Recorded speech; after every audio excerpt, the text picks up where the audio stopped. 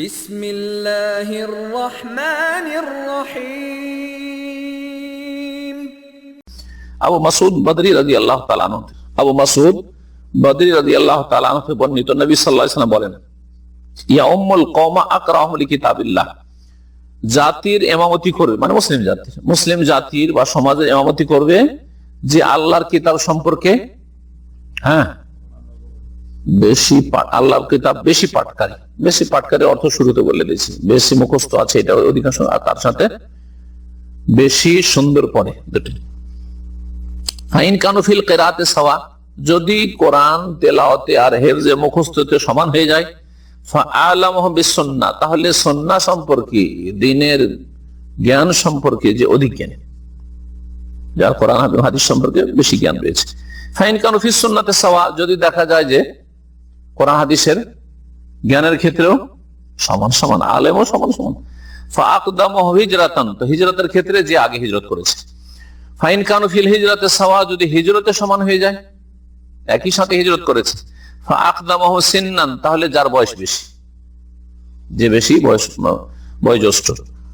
ওয়া ইউকদ্দামু ফিল ইমামাতি আলা মান হাযারা ওয়ালাউ কানা আফযালা মিনহু মা ইয়ালি, তিন শ্রেণীর মানুষ, এতক্ষণ যে আলোচনা হইলো কোন জায়গায়, যেখানে ইমাম নিযুক্ত নেই, সেই জায়গায় ইমাম নিযুক্ত নেই, অথবা কারো খাস বাড়িতে নয়, জি, কারো নেতৃত্বে রাজত্বে নয়। এখন বলবেন যে তিনটি ক্ষেত্র আছে, যেই ক্ষেত্রে যতই বড় আপনি যোগ্য হয়ে যান, আপনার ইমামতির হক নেই, আপনার অধিকার নেই। কার হক আছে? অন্য লোকদের আছে। তিনটি ক্ষেত্রে, প্রথম ক্ষেত্র হচ্ছে ইমামুল মসজিদের রাতে, যে মসজিদের নির্ধারিত ইমাম, জি, পেশ ইমাম, জি হ্যাঁ, নিযুক্ত সরকারের পক্ষ থেকে অথবা মহল্লাওয়ালার পক্ষ থেকে বা মসজিদের মুসল্লিদের পক্ষ থেকে, জি হ্যাঁ, বা কোন সংস্থার পক্ষ থেকে, এটা হচ্ছে দাতব্য সংস্থা আছে, সে সংস্থা থেকে তাকে নিযুক্ত করা হয়েছে। সুতরাং যতই বড় সেখানে আলেম আল্লামা আর হাফেজ চলে আসুক, সেই ব্যক্তি ইমামতির হক রাখে যতক্ষণ পর্যন্ত সে কি না করবে, একটু আগে বললাম, কি না করবে, তানাজুল না করবে, হ্যাঁ, মানে সারেন্ডার করে যে আপনি ইমামতি করেন, আগে না বাড়াবে, অফার না করবে। ইযা কানা আহলাল লিল ইমামাতি, যদি পেশ ইমাম, যে নিযুক্ত ইমাম, সে যদি ইমামতির যোগ্যতা রাখে, তাহলে অন্য কেউ সেখানে অধিকার রাখে না। যোগ্যতা সর্বনিম্ন শরীয়তের একটা যোগ্যতা আছে, সর্বনিম্ন যোগ্যতা হচ্ছে যে সে ফাসিক না, তার আকীদায় শিরক না থাকে, আকীদায় বিদআত না থাকে, কাবিরা গুনাহ তার জীবনে না থাকে, জি, ব্লু ফিল্ম দেখে, টাকার নিচে কাপড়, দাড়ি নেই, একটু আগে বলছিলাম, এর চেয়ে বড় বড় গুনাহ মেলাগুলো আছে, তার সম্পর্কে চারিত্রিক প্রদর্শনের রিপোর্ট আছে, মহিলা সংক্রান্ত তার সম্পর্কে রিপোর্ট আছে যে খারাপ চরিত্র, তার সে যোগ্যতা রাখে ইমামতি। যদি ইমামতির যোগ্যতা তার মধ্যে থাকে, তাহলে যে পেশ নিযুক্ত ইমাম, সে বেশি হক রাখে। আপনার ক্ষেত্রে বলি, নিযুক্ত ইমামের নায়েব আপনি, ধরেন ইমাম না থাকলে কে ইমাম? আপনি ইমাম, ঠিক না? সুতরাং আপনি হক রাখেন অন্য বড় শাইখদের চাইতে বেশি, কারণ এখানকার আপনি অ্যাসিস্ট্যান্ট, ইমাম না থাকলে ইমামের স্থলাভিষিক্ত। হ্যাঁ, তবে যদি অফার করেন যে আসা আপনি পড়ান, তখন যে কারোর জন্য জায়েজ হয়ে যাবে। যদি ইমামতির যোগ্যতা রাখে ইমামের রাতে পেশ ইমাম, লাম ইয়াজুজ আন ইয়াতাকাদ্দামা আলাইহি গায়রুহু, তার আগে কারো বেড়ে যাওয়া আর বেড়ে ইমামতি করা জায়েজ নয়। ওয়ালাউ কানা আফযালা মিনহু, যদিও তার চাইতে শ্রেষ্ঠ হোক না কেন, ইল্লা বিইذনি, তবে সে যদি অনুমতি দেয়। ইমাম সাহেব যদি বলে যে আসেন ইমামতি করেন, তাফাদ্দাল, অসুবিধা নেই, করেন, আসুন ইমামতি করেন। দ্বিতীয় হচ্ছে সাহেবুল বাইত, কারো বাড়িতে গেছেন, উদাহরণস্বরূপ ফখরুল ইসলামের বাড়িতে গেছি, ঠিক আছে, আমি গেছি শেখ সেলিমউদ্দিন, আর সেখানে গিয়ে আমরা জামাত করে নামাজ পড়বো, মসজিদে নেই আশেপাশে, জামাত করে নামাজ পড়বো, অথবা ধরেন তারাবির নামাজ, মসজিদে যাওয়া যায় না, তারাবির নামাজের জন্য হয়তো পড়া যেতে পারে, এমন যে কোনো নামাজ হোক, আমরা জামাত করে এক কথায় তার বাড়িতে নামাজ পড়ো। বাড়ি কার? ফখরুল ইসলামের। সেখানে ইমামতির হক কে রাখে? মাশাআল্লাহ, বুঝে গেছে, যার বাড়ি সে রাখে, যার বাড়ি সে রাখে। তবে সে যদি অফার করে দিয়ে যায়, না আসেন শেখ নামাজ পড়া, তাহলে অসুবিধা নেই। বলছে সাহেবুল বাড়িওয়ালা, ইযা কানা ইয়াসলুহু লিল ইমামা, তবে শর্ত হচ্ছে তার মধ্যে ইমামতির যোগ্যতা থাকে, তার টাকার নিচে কাপড়, তার মুখ দিয়ে সিগারেটের গন্ধ, জর্দা দিয়ে পান খেয়ে মুখকে লাল করে রেখেছে, না তাহলে অযোগ্য, ফাঁসা গেছে, আর যোগ্যতা রাখে না সে।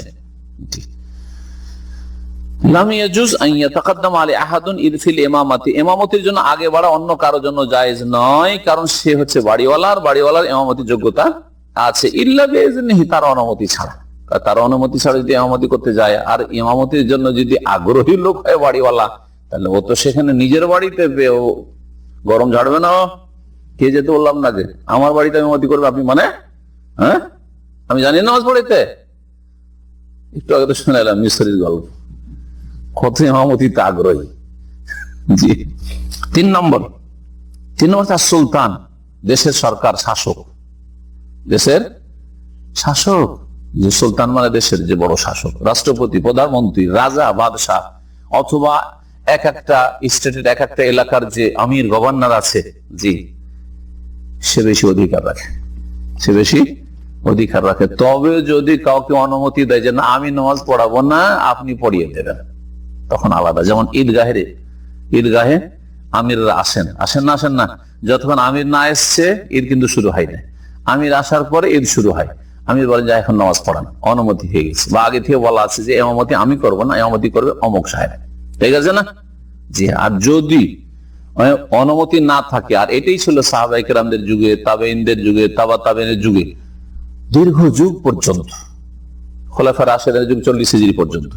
আর তারপরে বানু উমাইয়ারা যতই জুলম অত্যাচার করুক, তাদের মধ্যে এই দিনদারিটা ছিল এবং দিনের যথেষ্ট জ্ঞান ছিল, কোরআন মুখস্থ ছিল, কোরআন শুদ্ধ তেলাওয়াত করতেন তারা, সকল শাসক তারা, হ্যাঁ, সকলে ইমামতি করতেন। এমনকি হাজ্জাজ বিন ইউসুফ জালেম, এত বড় খনি, সেও সুন্দর তেলাওয়াত করতো, সুন্দর হাফেজ ছিল, কোরআনের যথেষ্ট হেফজ রাখতো, এবং মসজিদে 5 টাইম ইমামতি করত 132 হিজরি পর্যন্ত। আর তারপরে যুগ আসলো আপনার খলিফা আপনার মনসুরের, আর তারপরে হারুন রশিদ, তার ছেলে হারুন রশিদ, তার ছেলে আমিন, মামুন, আব্বাসী যুগ চলে আসলো। আব্বাসী যুগ যখন চলে আসলো, তখন আর এটা বেশি দিন চললো না। রাজাবাদ সারা নেতারা ভোগবিলাসী হয়ে গেল।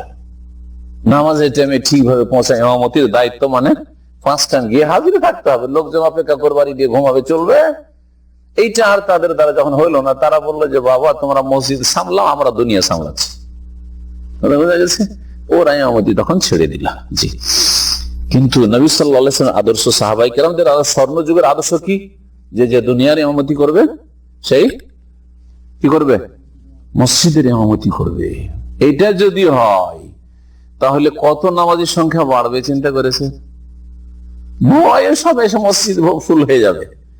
যদি মসজিদে দেশের শাসক, ধরেন বাংলাদেশের এক ডিস্ট্রিক্টের ডিসি যদি এসে জুমার নামাজ পড়ায়, হ্যাঁ, চেয়ারম্যান এসে এলাকাতে যদি নামাজ পড়ায়, চেয়ারম্যান নামাজ পড়াবে, আর তারপরে এমপি নামাজ পড়াবে, অথবা ডিসি নামাজ পড়াবে, তাহলে ভয় সব কাঁপবে। এসপি নামাজ পড়াবে, তাহলে ভয় সব কাঁপবে যে নামাজ না পড়লে খবর আছে, কারণ ইমামতি করছে যাদের কাছে পাওয়ার আছে।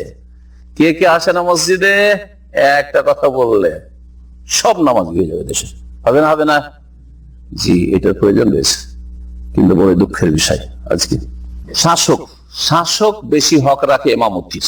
এমনকি ইমাম নিযুক্ত আছে না এখানে, যে কোনো মসজিদে ইমাম নিযুক্ত আছে। যদি শাসক চলে আসেন, দেশের শাসক, রাজা, বাদশাহ বা রাজা বাদশার প্রতিনিধি, ধরেন আমির চলে এসছে, তাহলে উনি বেশি হক রাখেন ইমামতির। এখানে আর ইমামের অনুমতি নেওয়ার কোনো দরকার নেই এখানে, কারণ ইনি হচ্ছেন মসজিদের ইমাম, ইমামে আসগার, আর দেশের ইমাম হচ্ছেন ইমামে আকবর। ওটাকে বলা হয়েছে ইমামাতে কুবরা আর ইমামাতে সুগরা, দুটো ভাগ আছে। ইমামাতে কুবরা মানে বৃহৎ নেতৃত্ব কার কাছে? যার আন্ডারে মসজিদ আছে, যার আন্ডারে গোটা দেশ আছে। আর ইমামাতে সুগরা যার ছোট ইমামতি, যার আন্ডারে কি আছে? বাস মসজিদ। আর মসজিদও কতটা? মসজিদের পুরো কিছুর মালিক না, মসজিদের শুনে ইমামতির ওই মুসাল্লার মালিক। নামাজ শেষ হলে শেষ। বোঝা গেছে কিনা? জি হ্যাঁ। তো বলছেন সুলতান, শাসক, আহুয়াল ইমামুল আজম, যিনি হচ্ছেন কি? ইমামে আজম। মানে ইমাম আজম ইমাম হানিফা রাহিমাহুল্লাহ নাকি? না, ইমাম আজম মানে হচ্ছেন দেশের মহান ইমাম, বড় ইমাম, বড় নেতা। আর নায়েবহু, অথবা তার স্থলাভিষিক্ত। প্রত্যেক এলাকার স্থলাভিষিক্ত আছে, প্রত্যেক এলাকার গভর্নর, রাজ্যপাল। ভারতে রাজ্যপাল, প্রত্যেক স্টেটে কি আছে? রাজ্যপাল আছে, বা আপনার মুখ্যমন্ত্রী আছে। এইরকম ধরেন প্রত্যেক ডিস্ট্রিক্টের যে দায়িত্বশীল যারা আছে এরা, ফালা ইয়াতাকাদ্দামু আলাইহি আহাদুন ফিল ইমামাতি, শাসকের সামনে ইমামতিতে কেউ বাড়বে না ইল্লা বিইজনি, তার অনুমতি ছাড়া। যে কোনো মসজিদে দেশের শাসক যদি আসেন আর ইমামতির যোগ্যতা থাকে, তাহলে তার অনুমতি ছাড়া কেউ ইমামতি করবে না। বাইতুল মুকাররম মসজিদে দেশের রাষ্ট্রপতি এসে হাজির, আর দেশের রাষ্ট্রপতি শুদ্ধ তেলাওয়াত করতে পারে, নামাজের মাসলাও জানা আছে, আর বেশ কিছু কোরআন মুখস্থ আছে, তাহলে কি হক রাখে ইমামতির? আর বাইতুল মুকাররমের পেশ ইমাম তখন ইমামতি করার অধিকার রাখে না। দেশের যে রাষ্ট্রনায়ক তিনি এই অধিকার রাখে। এটা হচ্ছে দ্বীন ইসলাম। জি, ইযা কানা ইয়াসলুহু লিল ইমামা, তবে যেন যোগ্যতা থাকে তার মধ্যে ইমামতির, যোগ্যতা থাকে ইমামতি। যোগ্যতা শুরুতে বুঝে নিয়েছে, নামাজের মাসাইল জানতে হবে, হ্যাঁ, কোনখানে সহজ সিজদা লাগবে কোনখানে লাগবে না, শুরুত, আরকান, ওয়াজিবাত, সুনান, মুস্তাহাব জানতে হবে, আর তার সাথে শুদ্ধ তেলাওয়াত হইতে হবে, তার সাথে কোরআন মুখস্থ থাকতে হবে, যা দিয়ে নামাজ পড়িয়ে দিতে পারে। ওয়া দালিলু যালিকা, এর দলিল হচ্ছে মা রাওয়াহ মুসলিম, সেই হাদিসটি যা ইমাম মুসলিম রাহিমাহুল্লাহ তার সহিহ কিতাব বর্ণনা করেছেন। নবী সাল্লাল্লাহু আলাইহি ওয়াসাল্লাম বলেন, ওয়ালা ইয়াউমান্নার রাজুলু রাজুলা ফি বাইতিহি ওয়ালা ফি সুলতানিহি ইল্লা বিইজনি, কোন পুরুষ ব্যক্তি অন্য কোন পুরুষ ব্যক্তির বা কোন ব্যক্তির বাড়িতে গিয়ে যেন ইমামত না করে। আমি গেলাম আপনার বাড়িতে গিয়ে আমি ইমামতি করে দিলাম নিজে থেকে, এটা যেন না করি। ওয়ালাফি সুলতানিহি, এবং কারো নেতৃত্বে গিয়ে যেন ইমামতি না করে। অন্যের নেতৃত্ব সেখানে চলছে, আর গিয়ে বড় আলেম বলে ওখানে আগে বেড়ে গেলে ইমামতি করার জন্য নিজে থেকে বাড়বে না। ইল্লা বিইজনি, তবে তার অনুমতি হইলে। বড় একজন আলেম গেছেন, আর রাষ্ট্রপতি প্রধানমন্ত্রী আছে, বলছে যে আপনি নামাজ পড়ান, অনুমতি হয়ে গেল। ইল্লা বিইজনি। সুলতানি মানে মাহাল্ল বেলায়েতে, যেখানে তার নেতৃত্বের কি রয়েছে, যেখানে তার নেতৃত্ব রয়েছে, নেতৃত্বের স্থান। আও মা ইয়ামলিকুহু, অথবা যার মালিক, যেই স্থান বা যে এলাকা বা যে দেশের মালিক। এই ছিল আজকের আলোচনা। আশা করি ইমামত সম্পর্কে যথেষ্ট জেনেছেন। আল্লাহ রাব্বুল আলামিন যেন আমাদেরকে সঠিক জিনিস জেনে সেই অনুযায়ী আমল করার তৌফিক দান করেন। আগামী সপ্তাহের আলোচনা আসছে মান লা ইউআল্লাফ আল ইমামাতা ফিস সালাত, নামাজে কার ইমামতি চলবে না, কোন শ্রেণীর অসৎ লোকদেরকে বা অযোগ্য লোকদেরকে ইমামতি দেওয়া ঠিক নাই, বা তাদের ইমামতি ঠিক নাই।